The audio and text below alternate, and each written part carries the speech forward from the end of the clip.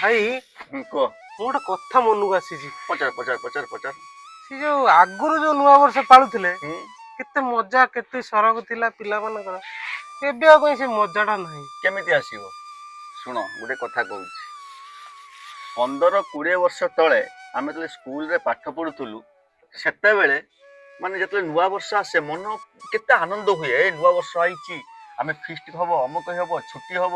ତାପରେ ସେତେବେଳେ ଥିଲା ଗ୍ରିଟିଙ୍ଗସ୍ ସେତେବେଳେ ଆସୁଥିଲା କଣ ଅପରାଜିତା, ଉତ୍ତମ ମହାନ୍ତି, ବିଜୟ ମହାନ୍ତି, ରଚନା, ମିଥୁନ ଚକ୍ରବର୍ତ୍ତୀ ଗ୍ରିଟିଙ୍ଗସ୍ ଆସୁଥିଲା। କିଏ କେତେ ଭଲ ଗ୍ରିଟିଙ୍ଗସ୍ ପିଲାମାନଙ୍କୁ ଦେଇପାରିବ।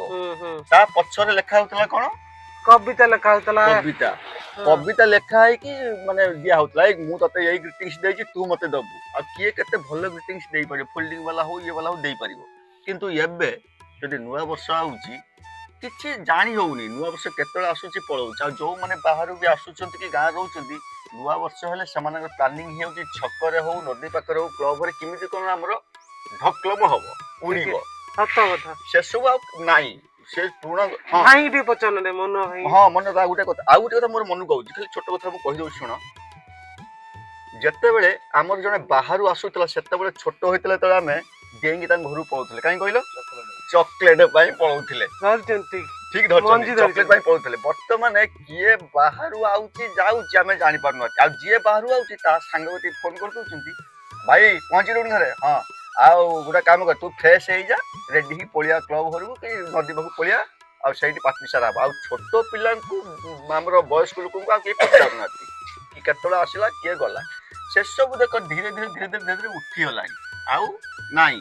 ମୋର ବି ଗୋଟେ କଥା ମନେ ଅଛି, ମୁଁ ଯେତେବେଳେ ବି ଯିଏ ବାହାରୁ ଆସନ୍ତି ମୁଁ ତାଙ୍କ ଘରକୁ ବି ଡେଇଁକି ପଳେଇଛି। ସେତେବେଳେ ଲେମ୍ବୁ ଚକୋଲେଟ, ଆଉ ଗୋଟେ କଣ ଆମର କି ଚକୋଲେଟ, କଳା ଚକୋଲେଟ, କଣ ତାକୁ କହନ୍ତି, କି ଚକୋଲେଟ କହନ୍ତି ଆସେ, କାଠି ଚକୋଲେଟ ନା ଲଲିପପ, କାଠି ଚକୋଲେଟ, ଏଇଗୁଡ଼ା ସବୁ ବିସ୍କୁଟ ବି ଦିଅନ୍ତି। ଆଉ ଆମର ଜଣେ ଦାଦା ଥିଲେ ଢେଙ୍କାନାଳ, ସେ ଗୋଟେ ଆଣନ୍ତି କଣ ଗୋଟେ ପାଣି କଖାରୁ ଟାଇପର କଣ ଗୋଟେ ମିଠା ଆଣନ୍ତି, ତାକୁ ବି ଦିଅନ୍ତି। ବତାସ, ତାକୁ ବି ମୁଁ ଖାଇଛି। ଆଉ ସବୁ ଧୀରେ ଧୀରେ ସବୁ ମାନେ ଉଠିଗଲାଣି, ଆଉ ସେ ସବୁ ନାହିଁ। କେମିତି କଣ ଆମେ ଜିନିଷଟା ଉଦ୍ଧାର କରିପାରିବା? ଉଦ୍ଧାର ଆଉ ହେଲା ଭଳି ଲାଗୁନି। ମେନ୍ ସୋଚ୍, ଏବେକା ଜେନେରେସନ ଯଦି ତାଙ୍କ ସୋଚ୍ ବଦଳେଇବେ ତାହେଲେ ଉଦ୍ଧାର ହେଇଯିବ। କିନ୍ତୁ ଏବେକା ଜେନେରେସନ ସୋଚ୍ ବଦଳେଇ ପାରିବେ ନାହିଁ। କାରଣ ଦେଖ, ଏଇଥିପାଇଁ ବଦଳେଇ ପାରିବେନି, ମୁଁ କାହିଁକି କହୁଛି ସେତେବେଳେ ଆମେ ଚାଲିକି, ତମର ମନ ଥିବ, ତୋର ବି ମନ ଥିବ କି ଆମେ ଖାଲି ପାଦର ଚପଲ ନଥିବ ଆମେ ସ୍କୁଲକୁ ଯାଇଛନ୍ତି। ଇଏ ରାସ୍ତା ହେଇନଥିଲା, ଆମେ ଏତିକି କାଦୁଅରେ ବି ଯାଆନ୍ତି। କିନ୍ତୁ ବର୍ତ୍ତମାନ ପିଲା ସୁଟ୍ ବୁଟ୍ ଏସବୁ ନହେଲେ ସ୍କୁଲକୁ ଯାଉନାହାନ୍ତି।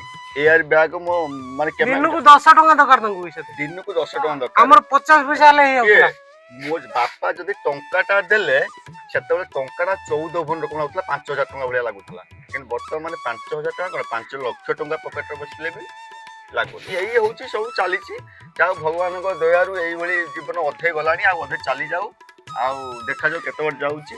ଆପଣ ମାନେ ବି କୁହନ୍ତୁ ସାଙ୍ଗମାନେ, ଆପଣଙ୍କ ଗାଁରେ ଏସବୁ ହଉଛି କି ନାହିଁ? ଆଉ ମୁଁ ଯୋଉଟା କହିଲି ଠିକ ନା ଭୁଲ, ଆପଣଙ୍କ ମତାମତ କମେଣ୍ଟ ମାଧ୍ୟମରେ ଦେବେ। ନମସ୍କାର, ରହୁଛୁ। ଜୟ ଜଗନ୍ନାଥ।